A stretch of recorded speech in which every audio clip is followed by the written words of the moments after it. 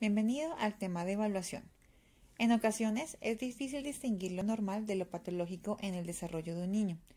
Se entiende por normal el desarrollo que permite al niño alcanzar las adquisiciones adecuadas para cumplir las funciones que corresponden a su edad. Willingworth, en 1985, mencionó que lo único que podemos decir es que cuanto más lejos del promedio se encuentre un niño, más difícil será que sea normal.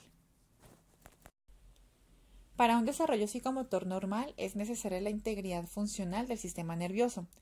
Es necesaria una dotación genética y además que reciba una estimulación correcta. Aquí hablamos de los factores ambientales. Entremos en materia. Evaluación gestacional.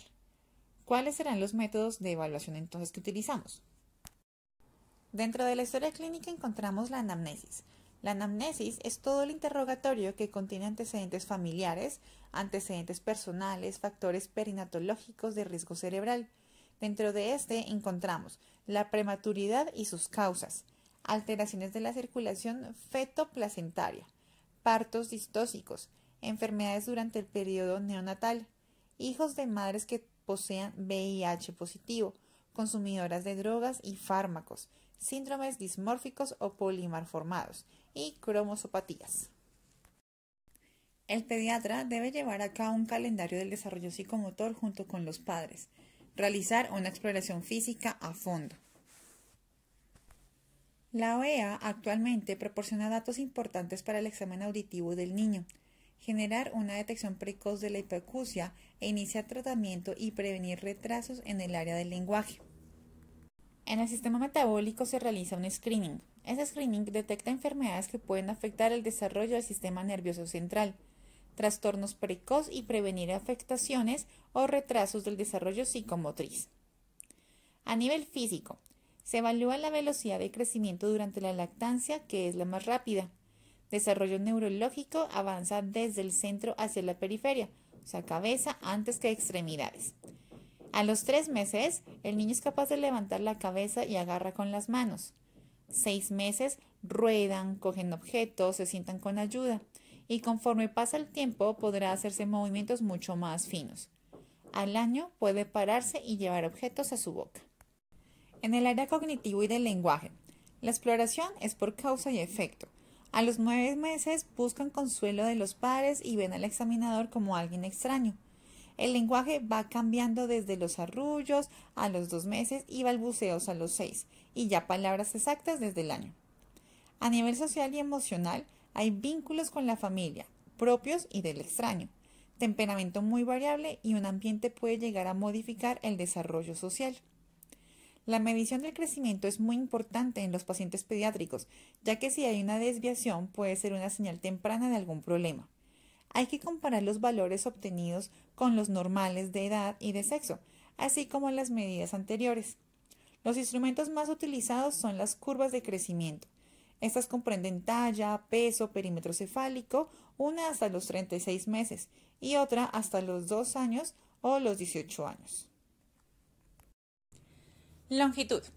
Niños menores de 2 años se les coloca en decúbito supino, con una cinta métrica inexacta. Falta de crecimiento puede llegar a demostrar un trastorno crónico. La velocidad de crecimiento disminuye del primer año al segundo. Peso. Directamente al lactante se le coloca sobre la balanza para bebés, sin ropa, únicamente el pañal. Si el niño se baja al percentil número 5 para su edad, hay una disminución del peso en 6 meses. Pero para la talla menos del percentil 5 se puede tratar de causas ambientales o psicosociales, así como enfermedades neurológicas, gastrointestinales, cardíacas, endocrinas, renales, entre otras. Perímetro cefálico. Se debe medir durante los 2 primeros años de vida regularmente. Reflejan los bebés la velocidad de crecimiento del cráneo y del cerebro. Si es pequeño el perímetro puede ser por cierre prematuro de suturas o por microcefalia, anomalías congénitas, infecciones metabólicas o neurológicas. Si la cabeza es muy grande se le denomina macrocefalia y puede ser por hidrocefalia, hematoma subdural, tumor o hereditario. El crecimiento de este perímetro cefálico tiene que ver mucho con el peso del cerebro en relación con el adulto. El recién nacido posee 350 gramos de peso, mientras que un adulto de 20 años llega a pesarle 1.350 gramos. De 0 a 3 meses va a aumentar 2 centímetros cada mes, de 3 a 6 1 centímetro cada mes y de los 6 a los 12 meses solamente de 0.5 centímetros cada mes. El peso del cerebro va a pesar aproximadamente 50% a los 6 meses, 60% a los 12 meses y 75% a los 18 meses. Presión arterial. Debe hacerse al menos una vez en la lactancia, a pesar de que sea muy difícil. La presión sistólica aumenta gradualmente en la infancia. Promedio de 70 milímetros de mercurio al nacer, 85 al mes, 90 a los 6 meses. Si hay hipertensión sostenida en recién nacidos, se puede deber a enfermedades de la arteria renal como la estenosis o trombosis. Hay malformaciones renales o por una coartación aórtica. Los pulsos. Son más sensibles en enfermedades, ejercicio y emociones. Es difícil palpar los pulsos por el movimiento de los niños. Los lugares de elección son la femoral y las braquiales. También se puede auscultando directamente el corazón. Si es muy rápido, se puede tratar de una taquicardia supraventricular paroxística. Si es una bradicardia, puede ser por medicamentos, hipoxia, trastornos intracraneales o arritmias cardíacas. Al nacer hasta los 2 meses manejará de 140, un rango entre 90 y 190. A los 6 meses entre 180 y 180 palpitaciones por minuto. Y hasta el año de 75 a 155. Frecuencia respiratoria. Es más variable y sensible que el pulso. Número de respiraciones puede variar entre 30 a 60. Si es una frecuencia rápida y superficial, puede ser por cardiopatías congénitas cianóticas, un circuito de derecha a izquierda o una acidosis metabólica. Puede haber periodos de respiración rápida con otra lenta. Predomina la respiración diafragmática con exclusiones torácicas mínimas. Al nacer puede llegar hasta los 2 meses a manejar una respiración de 60 y de los 2 a los 12 meses de 50 por minuto. La frecuencia aumenta en estados febriles, hasta 10 respiraciones por minuto por cada grado. Temperatura. Las técnicas más exactas son la bucal, rectal o en el conducto auditivo. La axilar y por medio de cintas medidoras en lactantes son muy inexactas. La temperatura rectal es más alta de lo habitual, entre 37.2 hasta los 3 años. La fiebre en lactantes va por encima de los 38 grados de menos de 2-3 meses. Es un gran indicador de infección grave.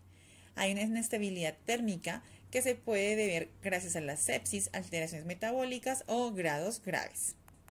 A continuación, hay unas tablas que te pueden servir de acuerdo a los signos vitales que se encuentran por edad.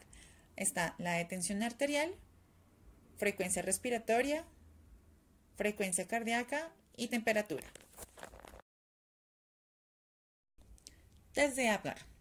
Este es un examen clínico de neonatología, empleado en la recepción pediátrica donde el médico clínico pediatra o neonatólogo certificado realiza una prueba medida en 5 estándares sobre el recién nacido para obtener una primera valoración simple y clínica del estado general del neonato después del parto. Este test lleva el nombre por Virginia Apgar, una anestesióloga especializada en obstetricia, quien ideó el examen en 1952 en Columbia University Babies. El recién nacido es evaluado de acuerdo a 5 parámetros fisioanatómicos simples, que son color de piel, frecuencia cardíaca, reflejos, tono muscular y respiración. A cada parámetro se le asigna una puntuación entre 0 y 2. Sumando las 5 puntuaciones se obtiene el resultado del test. El test se realiza al minuto, a los 5 minutos y en ocasiones a los 10.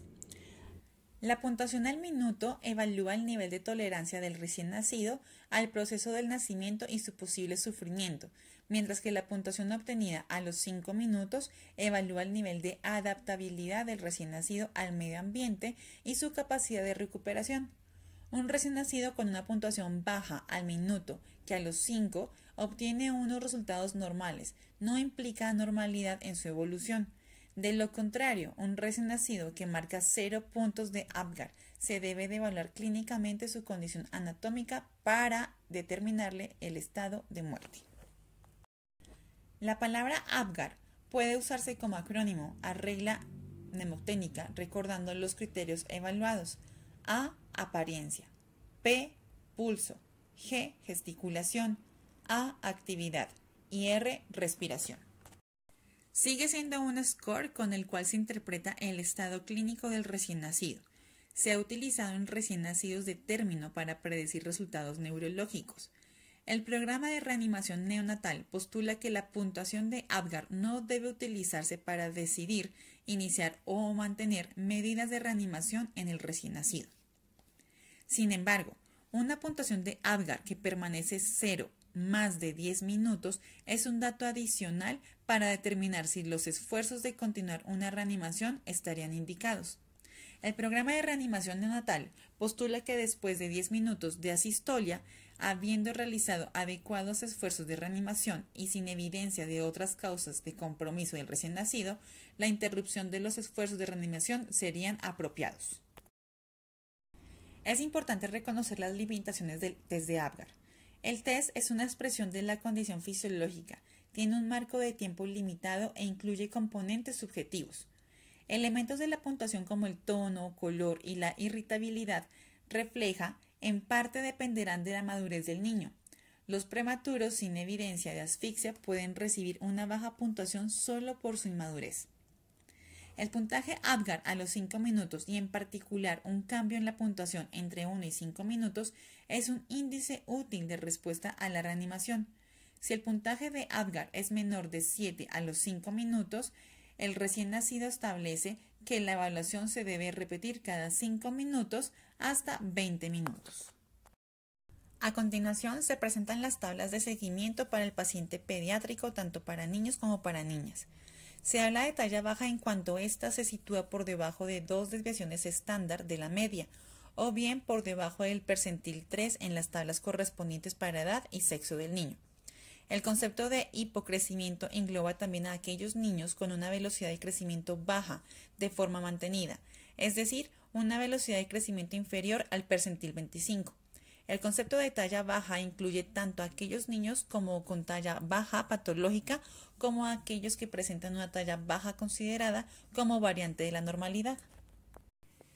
En neonatología, la prueba de Silverman y Anderson es un examen que valora la función respiratoria de un recién nacido, basado en 5 criterios. Cada parámetro es cuantificable y la suma total se interpreta en función de dificultad respiratoria, contrario a la puntuación de Apgar. En la prueba de Silverman y Anderson, la puntuación más baja tiene el mejor pronóstico que la puntuación más elevada. La sumatoria de los puntos obtenidos durante la evaluación se interpretan así. Recién nacido con 0 puntos sin asfixia ni dificultad respiratoria. Recién nacido con 1 a 3 puntos con dificultad respiratoria leve. Recién nacido con 4 a 6 puntos con dificultad respiratoria moderada. Y recién nacido de 7 a 10 puntos con dificultad respiratoria severa. La edad gestacional es una forma de juzgar la madurez y el tamaño del recién nacido. Esta determinación tiene el propósito de anticipar riesgos médicos, prevenir complicaciones y distinguir capacidades de cada niño de acuerdo a su desarrollo, como alimentarse o estipular necesidades de su cuidado. El test consiste en la observación de una serie de características físicas y neurológicas a partir de las cuales se asigna una puntuación determinada de la que se infiere una edad gestacional. Este método se basa en la percepción del observador de los ítems expuestos. En el caso de recién nacidos muy prematuros, el test tiene menor grado de acuerdo con la edad gestacional obtenida mediante eco que en el grupo de neonatos nacidos a término. La valoración de la edad gestacional del recién nacido se puede basar en la fecha de la última regla, estimación por ecografía fetal precoz a las 12 semanas, y al momento de nacer la evaluación pediátrica utiliza la exploración por medio de algunos métodos. Según su edad gestacional, los recién nacidos se clasifican en recién nacido de pretérmino, menos de 37 semanas, recién nacido de término, 37 a 41 semanas, recién nacido posttérmino, 42 semanas o más. Según el peso para la madurez estimada, los recién nacidos se clasifican como adecuados para la edad gestacional entre percentiles del 10 al 90, grandes para la edad gestacional superiores al percentil 90, pequeños para la edad gestacional inferior al percentil 10. De acuerdo al peso de nacimiento, los recién nacidos se pueden clasificar en macroscópicos 4.000 gramos o más, bajo peso de nacimiento 2.500 gramos o menos, muy bajo peso de nacimiento 1.500 gramos o menos y muy bajo peso de nacimiento 1.000 gramos o menos. Test de Ballard. Le asigna un valor a cada criterio de examinación, la suma total del cual indica la edad gestacional del neonato. Esta escala es de mayor exactitud, con un margen de error de más o de menos 15 días, igual que el del ultrasonido, que se obtiene entre la semana 18 y la 28 de gestación. Es recomendada por la Academia Americana de Pediatría. La madurez fisiológica. Se evalúa la postura. El puntaje es de 0 si los brazos y las piernas están extendidos y de 1 cuando hay algún indicio de flexión de las rodillas y de las caderas. Los otros puntajes se determinan en base al diagrama. Ventana cuadrada. Se flexiona la mano sobre el antebrazo entre los dedos pulgar e índice del examinador. Se aplica suficiente presión como para lograr la mayor flexión posible. Se mide visualmente el ángulo entre la eminencia hipotenar y la superficie ventral del antebrazo. El puntaje se determina en base al diagrama. Retroceso del brazo. Se flexiona el antebrazo durante 5 segundos, luego se toma la mano y se extiende totalmente el brazo y se suelta. Si el brazo retorna a una flexión completa, se asigna un puntaje de 4. Con grados de flexión menor se adjudica el puntaje del diagrama. Ángulo popliteo. Se sostiene el muslo en la posición de rodilla contra el tórax, con los dedos índice y pulgar izquierdo sosteniendo la rodilla. Luego se extiende la pierna por medio de la suave presión del dedo índice derecho detrás del tobillo. Se mide el ángulo en el espacio popliteo y se adjudica el puntaje correspondiente. Signo de la bufanda. Se toma la mano del niño y se trata de colocarla alrededor del cuello lo más lejos posible sobre el hombro opuesto. El puntaje se adjudica de acuerdo al diagrama. Talón oreja. Con la pelvis plana contra la mesa se toma el pie del recién nacido y se trata de colocarlo lo más cerca posible de la cabeza sin forzarlo. El puntaje se adjudica de acuerdo al diagrama. La madurez física viene determinada por piel, lanugo, superficie plantar y el tejido mamario. Entre más prematuro es el niño, la piel es más fina y transparente con vasos visibles. En el niño de término es gruesa y la textura es escamosa. El lanugo se examina en la espalda del niño entre y sobre las escápulas. En la superficie plantar se mide la longitud del pie desde la punta del dedo gordo hasta la parte posterior del talón. Tejido mamario. Se evalúa la visibilidad de la areola y del grosor de la glándula mamaria. Ojos. Los párpados laxamente fusionados se definen como cerrados, pero una suave tracción los abre. Esto recibe un puntaje de -1. Los párpados fuertemente fusionados se definen como inseparables con una tracción suave. Orejas. Incluye el desarrollo del cartílago y el curvado del pabellón. En el niño prematuro, la oreja se dobla por falta de deformación del cartílago. En el niño de término permanece formada y al doblarse recupera su forma inmediatamente. Genitales. Se mira cuidadosamente y se clasifica de acuerdo con el diagrama. La edad gestacional mediante la valoración de Capurro es un método que valora esta edad gestacional mediante la exploración de parámetros somáticos y neurológicos. Es aplicable para niños de 29 semanas o más. Existen 2 variantes de este método. El Capurro A. Es aplicable a todo recién nacido que no haya sufrido agresión que afecte su respuesta neuromuscular, anestesia, trauma, infección, entre otras, y consta de 4 parámetros somáticos y 2 neurológicos. Capurro B. Es aplicable a todo niño de 1.500 gramos o más que no se pueda explorar adecuadamente, intubado o con venoclisis, en los que por cualquier otra causa esta afecta su respuesta a nivel neuromuscular. En el Capurro A se suman los puntos de las respuestas y se le agregan 200 puntos, obteniéndose así la edad gestacional en días. En el caso de Capurro B, se agregan 208 puntos a la suma de puntos de las respuestas. Para obtener la edad gestacional, en semanas se divide la suma obtenida entre 7. Daremos paso a las áreas a examinar en el desarrollo psicomotor del niño. Área cognitiva psiquismo, motricidad fina, motricidad gruesa, lenguaje, social afectiva y control de esfínteres. Empecemos. Psiquismo o cognitivo. Requiere cierta experiencia. Durante la entrevista hay que ser observadores, vigilar facies del niño, la sonrisa, realizar ciertas preguntas al niño según su edad, grado de interacción con el interlocutor e interés por el juego. Existen múltiples escalas del desarrollo. Encontramos la escala de Gressel, evalúa el área motriz, adaptativa, verbal, personal, social. Escala de Brunner-Lessing, 150 ítems, área mental, motriz y conductual en niños de recién nacidos a 30 meses. Escala de McCarthy, 18 test agrupados en 6 escalas: verbal, perceptivo, manipulativa, numérica, general, cognitiva, memoria, motricidad, en niños de 2 hasta los 8 años, y el test de Denver. Motricidad fina. Comprende todas aquellas actividades del niño que necesitan de una precisión y un elevado nivel de coordinación. Esta motricidad se refiere a los movimientos realizados por una o varias partes del cuerpo, que no tienen una amplitud, sino que son movimientos de más precisión. Se cree que la motricidad fina se inicia hacia el año y medio, cuando el niño sin ningún aprendizaje empieza a emborronar y poner bolas en cualquier objeto pequeño en algún bote, botella o agujero. Se refiere a los movimientos de pinza digital y pequeños movimientos de la mano y de la muñeca. La adquisición de la pinza digital, así como de una mejor coordinación óculo-manual, constituyen uno de los objetivos principales para la adquisición de habilidades de la motricidad fina. Es la acción de pequeños grupos musculares de la cara y de los pies, movimientos precisos de las manos, cara y de los pies. El desarrollo de la motricidad fina es decisivo para la habilidad de experimentación y aprendizaje sobre su entorno. Consecuentemente, juega un papel central en el aumento de la inteligencia.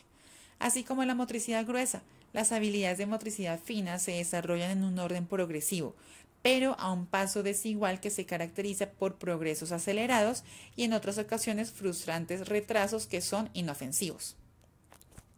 La infancia, entre los 0 y los 12 meses, las manos de un infante recién nacido están cerradas la mayor parte del tiempo, y como el resto de su cuerpo tienen poco control sobre ellas. Si se toca su palma, cerrará el puño muy apretado, pero esta es una acción de reflejo inconsciente. A este reflejo se le conoce como reflejo darwinista y debe desaparecer en un plazo de 2 a 3 meses. Asimismo, el infante agarra un objeto puesto en su mano, pero sin ningún conocimiento de lo que está haciendo. Aproximadamente a las 8 semanas comienzan a descubrir y jugar con sus manos, al principio solamente involucrando las sensaciones del tacto, pero después, cerca de los 3 meses, involucran la vista también. La coordinación ojo-mano comienza a desarrollarse entre los 2 y 4 meses, comenzando así un periodo de práctica llamado ensayo y error, al ver el objeto y tratar de tomarlos. A los 4 o 5 meses, la mayoría de los infantes pueden tomar un objeto que esté dentro de su alcance, mirando solamente el objeto y no sus manos, llamado máximo nivel de alcance. Este logro se considera un importante cimiento en el desarrollo de la motricidad fina. A la edad de 6 meses, los infantes pueden tomar un pequeño objeto con facilidad por un corto periodo, y muchos comienzan a golpear los objetos. Aunque su habilidad para sujetarlos sigue siendo torpe, adquieren fascinación por tomar objetos pequeños e intentar ponerlos en sus bocas. Durante la última mitad del primer año, comienzan a explorar y probar objetos antes de tomarlos, tocándolos con la mano entera y eventualmente empujarlos con un dedo índice. Uno de los logros motrices finos más significativos es el tomar cosas usando los dedos como tenazas, lo cual aparece típicamente entre las edades de los 12 y 15 meses. El gateo entre el primer y el tercer año. Desarrollan la capacidad de manipular objetos cada vez de manera más compleja, incluyendo la posibilidad de marcar el teléfono, tirar las cuerdas, empujar palancas, darle vuelta a las páginas de un libro y utilizar crayones para hacer garabatos. En vez de ser solo garabatos, sus dibujos incluyen patrones, tales como círculos. Su juego con los cubos es más elaborado y útil que el de los infantes, ya que pueden hacer torres de hasta 6 cubos. A nivel preescolar, de 3 a 4 años, las tareas más delicadas que enfrentan los niños de preescolar, tales como el manejo de los cubiertos o atar las cintas de los zapatos, representan un mayor reto al que tienen con todas las actividades de motricidad gruesa aprendidas durante este periodo de desarrollo. Para cuando los niños tienen 3 años, muchos ya tienen el control sobre el lápiz. Pueden también dibujar un círculo, aunque al tratar de dibujar a una persona sus trazos aún son muy simples. Es común que los niños de 4 años puedan ya utilizar las tijeras, copiar formas geométricas y letras, abrocharse botones grandes, hacer objetos con plastilina de 2 o 3 partes. Algunos pueden escribir sus propios nombres utilizando las mayúsculas. Para la edad de 5 años, la mayoría de los niños han avanzado claramente más allá del desarrollo que lograron en la edad de preescolar en sus habilidades motoras finas. Además del dibujo, niños de 5 años también pueden cortar, pegar y trazar formas. Pueden abrochar botones visibles. Actividades de motricidad fina.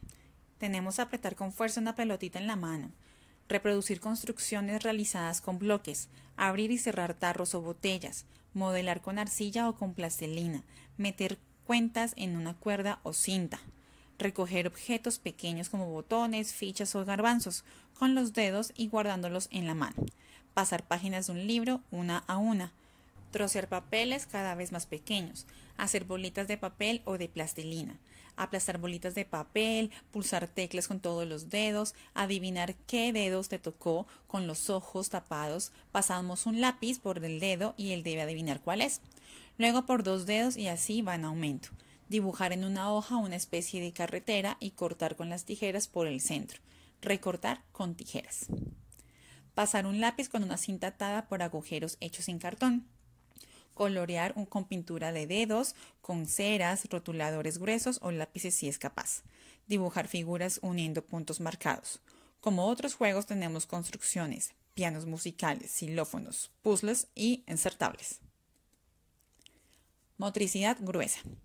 Se refiere al control de los movimientos musculares generales del cuerpo o también llamados en masa. Estas llevan al niño desde la dependencia absoluta a desplazarse solos. El control motor grueso es un hito en el desarrollo del bebé, el cual puede refinar los movimientos descontrolados, aleatorios e involuntarios, a medida que su sistema neurológico madura. Y de tener control motor grueso pasa a desarrollar un control motor fino, perfeccionado, y cada uno de sus movimientos van a ser pequeños y precisos. Comprende todo lo relacionado con el desarrollo cronológico del niño, especialmente en el crecimiento del cuerpo y de las habilidades psicomotrices. El control motor grueso es importante en el desarrollo del bebé, el cual puede reafirmar los movimientos descontrolados, aleatorios e involuntarios a medida que su sistema neurológico madura.